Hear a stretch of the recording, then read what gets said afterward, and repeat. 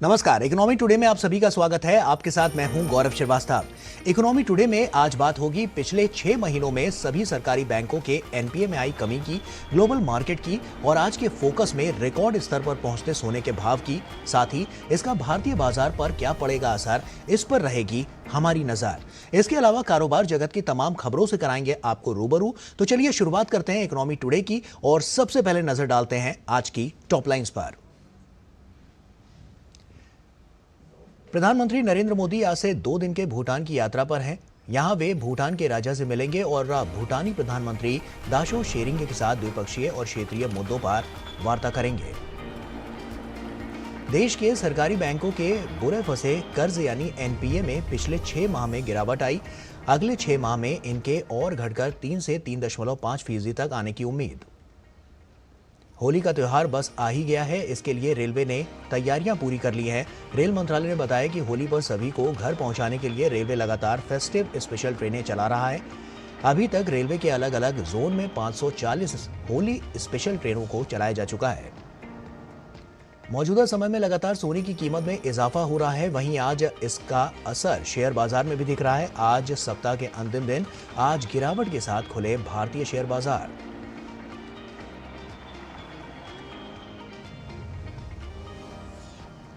और आइए शुरुआत करते हैं और बात करते हैं एनपीए की।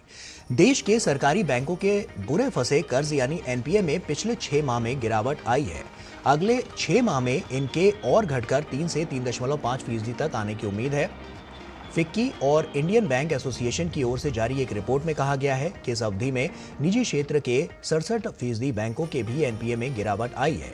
सर्वेक्षण में शामिल 77% बैंकों के एनपीए में पिछले 6 माह में गिरावट आई है। निजी क्षेत्र के बैंकों की तुलना में सरकारी बैंकों की संपत्ति गुणवत्ता में अधिक सुधार हुआ है।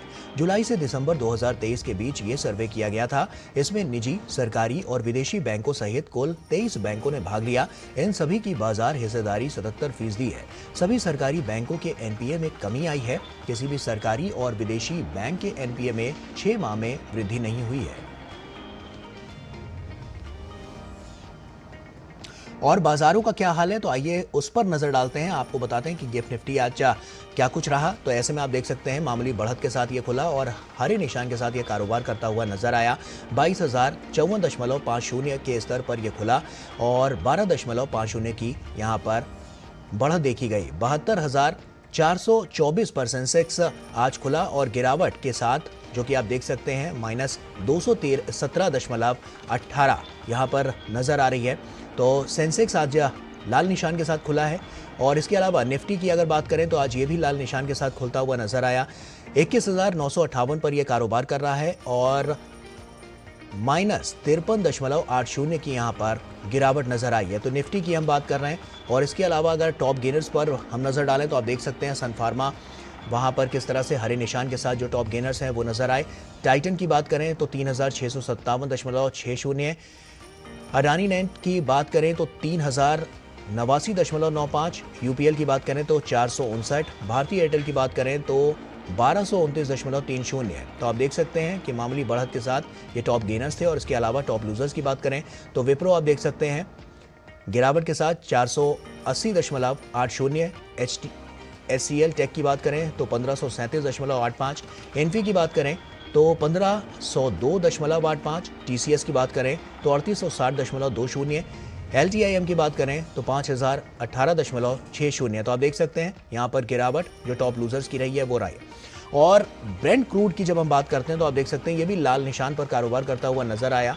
मामूली गिरावट 0.55 की, तो 85.18 डॉलर प्रति बैरल पर यह कारोबार करता हुआ नजर आया। ग्लोबल मार्केट के इंडेक्स पर जब हम नजर डालते हैं तो यूएस मार्केट का हाल आप देख सकते हैं। डो जोन्स फ्यूचर्स की अगर बात करें तो 7.48 की तेजी यहां पर देखने को मिली। एस&पी की अगर हम बात करें तो 16.91 की, नैस्डैक की बात करें तो 32.43 की। तो आप देख सकते हैं ये यूएस मार्केट का हाल है। इसके अलावा यूरोपियन मार्केट्स पर नजर डालें तो एफटीएसी 145.17 हरे निशान के साथ, और सीएसई की बात करें तो 18.31 और डैक्स 164.12। तो यूरोपियन मार्केट का ये हाल था। इसके अलावा एशियन मार्केट्स की बात करें तो निक्की आप देख सकते हैं कि 28.87 की यहाँ पर जो पॉजिटिव रेट है वो निकल कर सामने आया। हैंग सेंग मामूली गिरावट, -343 और कॉस्पी की बात करें तो -7.68। तो ये एशियन मार्केट का हाल रहा। और वक्त यहां पर एक छोटे से ब्रेक का हो गया है, लेकिन ब्रेक के उस पार बात करेंगे आज के फोकस की। साल बरस और सदी नहीं, एक युग गुजर जाएगा। उम्र न पूछो वंडर की, जब फर्क नजर आएगा। वंडर सीमेंट, फर्क नजर आएगा। यार लड्डू, हम यहाँ बैठे बैठे पैसे बना सकते हैं। Amazing day. What a match this has been. Cracking shot. What a way to finish the game. Guys, मैं तुम्हारे बिजनेस आइडिया का बड़ा फैन हूं। अब बिजनेस चाहे जो भी, एसबीआई का करंट अकाउंट तो चाहिए ना। एसबीआई करंट अकाउंट से सिंप्लीफाइड बिजनेस ट्रांजैक्शंस और ग्रेट कस्टमर सर्विस। एसबीआई, देश का फैन। साल बरस और सदी नहीं, एक युग गुजर जाएगा। उम्र न पूछो वंडर की, जब फर्क नजर आएगा। वंडर सीमेंट, फर्क नजर आएगा। तुम्हें पता है इन्वेस्टर्स के लिए एक इन्वेस्टर प्रोटेक्शन फंड होता है, आईपीएफ। लेकिन अगर तुम्हारा ट्रेड एक्सचेंज पर एग्जीक्यूट नहीं हुआ या फिर कोई गारंटीड रिटर्न्स वाली स्कीम है, तो ये आईपीएफ आपकी मदद नहीं कर सकता है। और अगर आपका ब्रोकर ही डिफॉल्टर बन जाए तो फिर आईपीएफ आपको कॉम्पेंसेशन दिला सकता है। कहाँ से सीखा? एनएसई की साइट पर। सोच कर, समझ कर, इन्वेस्ट कर। साल बरस और सदी नहीं, एक युग गुजर जाएगा। उम्र न पूछो वंडर की, जब फर्क नजर आएगा। वंडर सीमेंट, फर्क नजर आएगा। ब्रेक के बाद एक बार फिर से आप सभी का स्वागत है और आइए अब बात करते हैं आज के फोकस की।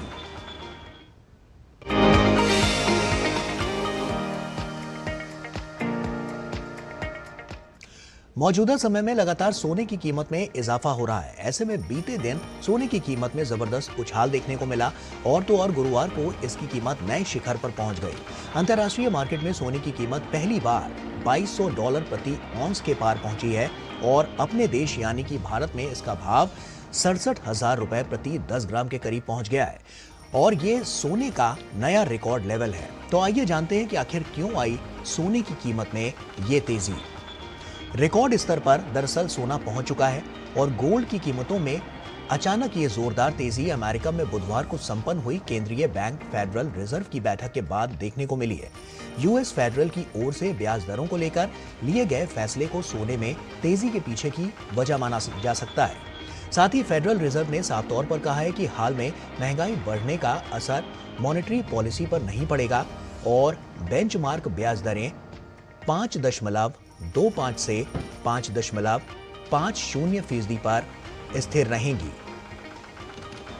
और इसके साथ ही पॉलिसी रेट में भी 3 बार कटौती किए जाने के भी संकेत दिए गए हैं। तो बेंचमार्क जो ब्याज दरें हैं वो 5.25 से 5.50% पर स्थिर रहेंगी और सोना लगातार रिकॉर्ड स्तर पर पहुंचता हुआ नजर आ रहा है। इसका भारतीय शेयर बाजार पर क्या असर पड़ा? भारतीय शेयर बाजार पर भी अमेरिकी फेडरल रिजर्व के फैसले का असर साफ तौर पर देखा जा रहा है और इसके चलते सेंसेक्स निफ्टी तूफानी तेजी के साथ कारोबार कर रहे हैं। सकारात्मक ग्लोबल संकेतों के चलते गुरुवार को बीएसई का 30 शेयरों वाला सेंसेक्स 751 अंक या 1.04% से ज्यादा की उछाल के साथ 72,852 से ज्यादा पर ट्रेड कर रहा था। तो वहीं एनएसई का निफ्टी 235 अंक या 1.08% की तेजी के साथ 22,074 पर कारोबार कर रहा था। सेंसेक्स में आए उछाल के चलते बीएसई पर लिस्टेड कंपनियों में निवेश करने वाले निवेशकों ने 5.8 लाख करोड़ रुपए से ज्यादा की कमाई कर डाली। बीएसई का मार्केट कैपिटलाइजेशन 374.12 लाख करोड़ रुपए से बढ़कर 379.97 लाख करोड़ रुपए हो गया। साथ ही मार्च 2024 में अब तक 3,000 से ज्यादा महंगा हुआ है सोना और 2023 में सोना 8,000 रुपए से भी ज्यादा महंगा हुआ था। तो वहीं इधर आपने जाना कि सोने के भाव से भारत में क्या असर पड़ेगा। वहीं एक तरफ तो अमेरिका ने यह फैसला किया, तो वहीं दूसरी तरफ जापान ने भी आर्थिक तौर पर एक ऐतिहासिक फैसला लिया है। जापान के केंद्रीय बैंक ऑफ जापान ने 17 साल बाद अपनी प्रमुख ब्याज दरों में इजाफा किया है। अब जापान की अल्पकालिक ब्याज दर 0.1% हो गई है, जो पहले -0.1% थी। बैंक ऑफ जापान ने इससे पहले आखिरी बार फरवरी 2007 में अपनी ब्याज दरों में इजाफा किया था। उसके बाद से इसमें लगातार कमी हो गई है। 8 साल पहले ये माइनस में पहुंच गई और अभी तक माइनस में ही थी। बैंक ऑफ जापान दुनिया का इकलौता सेंट्रल बैंक था जिसकी प्रमुख ब्याज दर माइनस में थी, लेकिन अब ये भी पॉजिटिव हो गई है। जापान में ब्याज दर माइनस में होने से वहां के निवेशक उन देशों में पैसे लगाते थे जहां उन्हें अच्छा रिटर्न मिलता था। इनमें भारत भी शामिल था। अब जापान में ब्याज दर बढ़ने से जापानी निवेशक वापस अपने देश का रुख कर सकते हैं और वहां निवेश बढ़ा सकते हैं। ऐसे में भारत जैसे देशों के लिए हालात थोड़े मुश्किल हो सकते हैं जो जापानी निवेशकों से सस्ती दरों पर कर्ज लेते थे। हालांकि अभी भी जापान में ब्याज दरों में वृद्धि बेहद मामूली है और ये कई अन्य देशों के मुकाबले काफी कम है।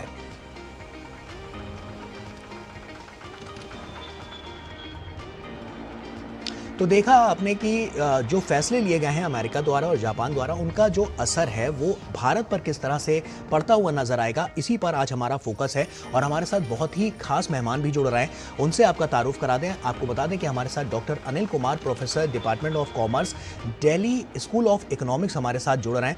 बहुत बहुत स्वागत है आपका हमसे जुड़ने के लिए। और बातचीत अब हम आपसे करेंगे क्योंकि साफ तौर पर हम देख रहे हैं कि जैसा कि हम देख रहे हैं कि एक तरफ तो अमेरिका और दूसरी तरफ जापान, तो इसका क्या इम्पैक्ट आपको नजर आ रहा है कि जो लगातार हम देख रहे हैं कि जो प्रभाव भारत पर पड़ रहा है और आने वाले समय में क्या मार्केट इससे उठता हुआ नजर आएगा और किस तरह की गतिविधियां आगे देखने को मिल सकती हैं? देखिए, ये पूरी वैश्विक अर्थव्यवस्था में अनिश्चितता का दौर है। अभी भी जियोपॉलिटिकल टेंशंस चल रही हैं। काफी जो बड़ी अर्थव्यवस्थाएं हैं वो अस्थिरता से धीरे धीरे स्थिरता की तरफ आ रही है। जहां पर महंगाई की दर बहुत ज्यादा होती थी, अब धीरे धीरे वो स्टेबलाइज होकर अब वहां के सेंट्रल बैंक्स रेट्स को बढ़ा रहे हैं। जैसे अभी अमेरिका में हमने देखा कि फेड रिजर्व ने संकेत किए हैं कि आने वाले इस साल में 3 बार ब्याज दर में कटौती की जाएगी। अब जब ऐसा माहौल होता है, इसमें 2 चीजें हैं। एक तो अनसर्टेनिटी पूरे माहौल में बनी हुई है, और दूसरी बात, जब इंटरेस्ट रेट कम होता है उस केस में जो नॉन यील्डिंग सोना है जिसका कोई रिटर्न नहीं होता है उसके रेट्स बढ़ते हैं। आप अगर पीछे 10 साल का भी देखें तो जब भी डॉलर घटता है या मुद्रा जो बैंक की रेट घटती है उसमें अर्थव्यवस्था में लिक्विडिटी बढ़ती है। लिक्विडिटी बढ़ने के साथ साथ जो बॉन्ड्स हैं, इस तरह की फिक्स्ड इनकम इंस्ट्रूमेंट्स हैं, उन पर रिटर्न भी कम होता है, उनकी मांग कम हो जाती है। अब इन्वेस्टर्स को तो रिटर्न चाहिए। अनसर्टेनिटी के माहौल में या तो वो स्टॉक मार्केट का रुख करेगा या फिर वो गोल्ड के अंदर इन्वेस्ट करेगा। और वही हम देख रहे हैं कि पिछले 2 साल से रिकॉर्ड स्तर पर गोल्ड के मूल्यों में बहुत ज्यादा वृद्धि हुई है। ये न केवल हमारे देश में बल्कि अमेरिका में पिछले 2 दिन से काफी इसके अंदर गोल्ड प्राइसेस में वृद्धि हुई है। और कल जब हम फेड रिजर्व ने घोषणा की कि हम कोई इंटरेस्ट रेट में अभी फिलहाल कोई बदलाव नहीं कर रहे हैं, लेकिन संकेत भी बिल्कुल साफ साफ दिया कि आने वाले इस साल में 2024 में हम इसमें कटौती करेंगे। तो एक इस तरह का माहौल पैदा हो गया कि जिसमें गोल्ड की जो मांग है वो बढ़ गई, और गोल्ड की मांग बढ़ने से स्वाभाविक है कि सोने के रेट बढ़ गए। तो अभी इसमें 2024 के अगर हम आंकड़ों पर नजर डालें तो क्या लगता है, क्योंकि अभी तो मार्च में है और इस साल ये भी माना जा रहा है, तमाम एक्सपर्ट्स भी ये मानते हैं कि अभी इसमें और इजाफा देखने को मिलेगा? जी बिल्कुल।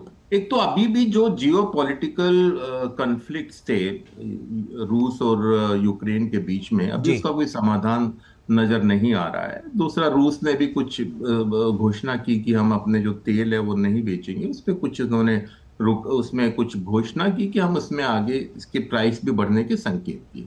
तो पूरे दुनिया में इस वक्त चाहे हमास और इजराइल की बात कर ले, एक अफरा तफरी का माहौल तो बना हुआ है। और हमारी पूरी विश्व की अर्थव्यवस्था कोविड के दौर से धीरे धीरे होके बाहर आ रही थी, लेकिन ऐसे में अनिश्चितता के दौर में हम सोच सकते हैं कि आगे आने वाले दिनों में सोने के भाव और ज्यादा बढ़ेंगे, लेकिन अभी फिलहाल मेरे को लगता है क्योंकि अभी सीजन डिमांड नहीं है और अभी हमारे देश में इलेक्शंस भी हैं और इलेक्शंस में कैश का और गोल्ड का मूवमेंट कम हो जाता है। जी। तो ऐसे में मेरे को लगता है कि अभी स्टेबलाइज होकर इलेक्शंस के बाद, हमारे जो जनरल इलेक्शंस है, आम चुनाव है, उसके बाद फिर दोबारा हम वृद्धि देखने को मिल सकती है, क्योंकि उसके बाद हमारा सीजन भी शुरू हो जाएगा और जो सोने की जो डिमांड है, मांग है, वो भी बढ़ जाएगी। और तमाम क्षेत्रों में भी इसका कहीं ना कहीं असर देखने को मिलेगा, क्योंकि हम जैसा कि देख रहे हैं कि निवेश को लेकर भी जो बात है, इकोनॉमिकल फैक्टर कितना ज्यादा इंपैक्टफुल इससे नजर आएगा।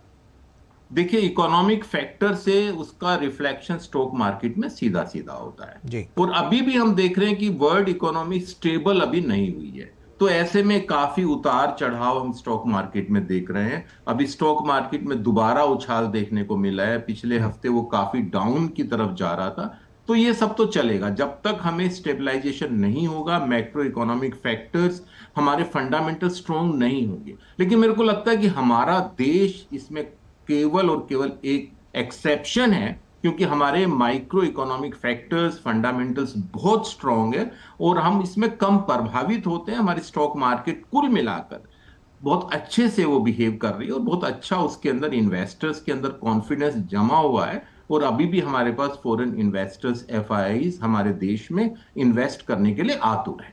जियोपॉलिटिकल और जो सेंट्रल बैंक्स हैं, वो लगातार हम देख रहे हैं कि उन जो खरीदारी कर रहे हैं उससे कितना बड़ा सपोर्ट यहां पर मिलता हुआ नजर आ रहा है।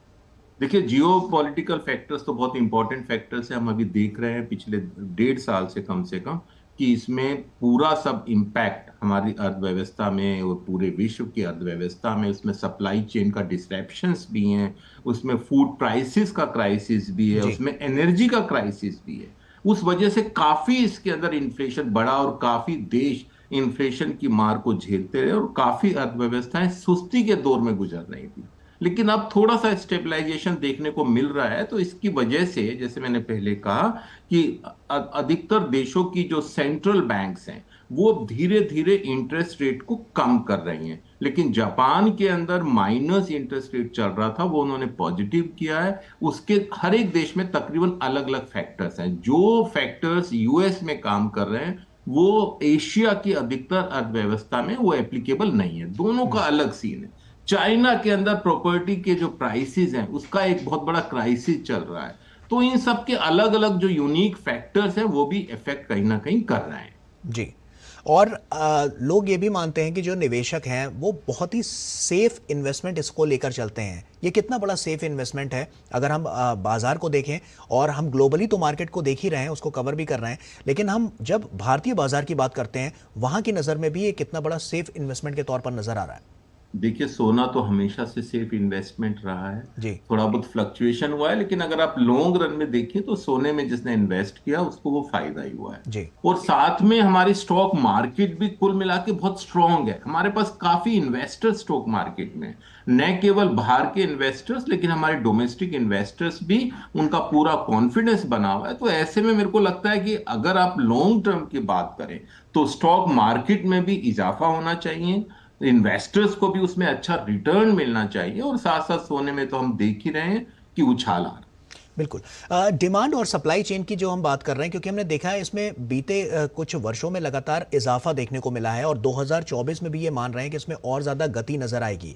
तो इस दृष्टि से अगर हम बात करें तो क्या लगता है कि कितना आगे जाकर ये तस्वीर बदलने वाली है?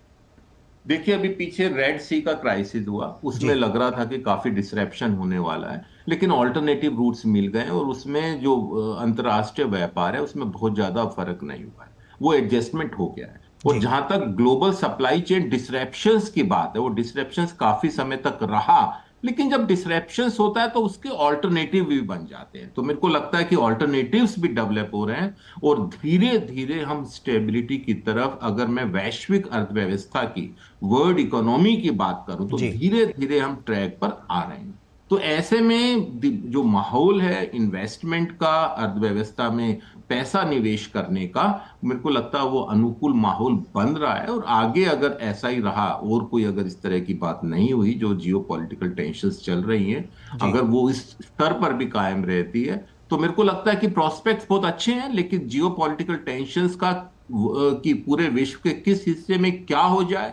और जो कन्फ्लिक्ट चल रहा है, अभी रूस में इलेक्शंस भी खत्म हुए हैं, उसमें पुतिन साहब को दोबारा से इलेक्ट कर लिया गया है, तो वो जो टेंशन है वो किस रूप में क्या रूप लेगी, इसके बारे में सोचना या प्रेडिक्ट करना थोड़ा मुश्किल है। बिल्कुल। तो अनसर्टेनिटी का माहौल तो कुल मिला के बना हुआ जी।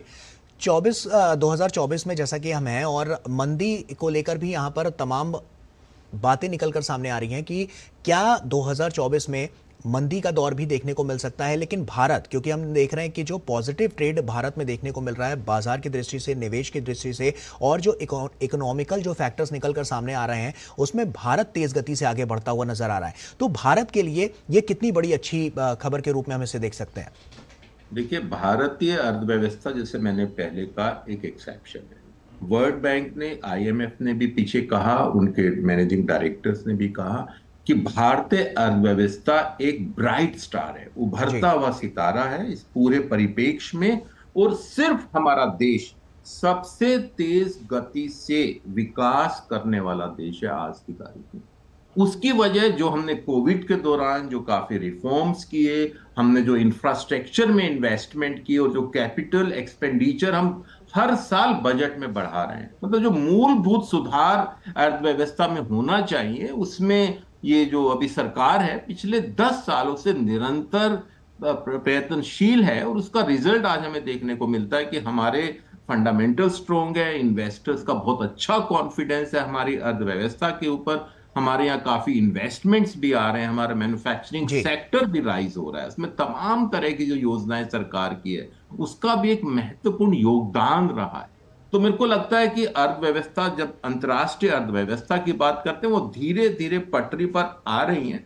अमेरिका में भी मंदी का दौर था, उसमें अब धीरे धीरे जो विकास दर है उसका प्रेडिक्शन और थोड़ा सा अच्छा है, कम है लेकिन विकास दर की तरफ आ गए हैं, हम नेगेटिव से पॉजिटिव आ रहे हैं, जीरो से और थोड़ा सा आगे जा रहे हैं। ये तो अंतर्राष्ट्रीय परिप्रेक्ष्य की बात है, लेकिन भारतीय अर्थव्यवस्था सबसे तेज गति से बढ़ रही है। हर साल जो भी अनुमान होते हैं, एक्चुअल्स उसको एक्सीड कर रहा है। आज हम 7% से आगे बढ़ने की उम्मीद है, और आने वाले सालों में मेरे को लगता है कि ये जो विकास दर है ये और एक्सेलरेट होगी। और जितने भी अनुमान IMF ने, चाहे रिजर्व बैंक ने किए हैं, उसको अनुमानों को तोड़ते हुए और आगे जाएंगे। और इसीलिए शायद हम कह सकते हैं, क्योंकि दुनिया की जो नजरें हैं वो भारत पर हैं, और भारत एक बहुत बड़ा बाजार, एक बहुत बड़ा मार्केट उनके लिए नजर आ रहा है, और भारत उनको वो दे भी रहा है। और निवेश की दृष्टि से भी अगर हम बात करें तो बहुत कुछ यहाँ पर निकलकर सामने आ रहा है जो भारत को तेज गति से वैश्विक पटल पर और आगे लेकर जा रहा है। बहुत बहुत शुक्रिया अनिल जी,